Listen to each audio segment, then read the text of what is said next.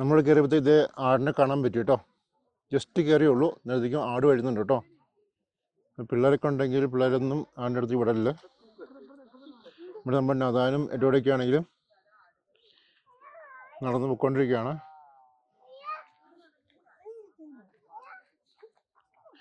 ആട് ഉപദ്രവിക്കൊന്നുമില്ല കേട്ടോ. എൻ്റെ അടുത്തോട്ട് പോയാൽ മാത്രമേ ഉള്ളൂ ഉപദ്രവിക്കുള്ളൂ.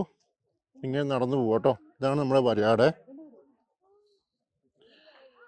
നമ്മൾ സാധാ ആടിനേക്കാളും കൊമ്പിനൊക്കെ നല്ല വലിപ്പമുണ്ട്. അതിൻ്റെ പുറകിൽ ചെറുത് ഒക്കെ വരുന്നുണ്ട്.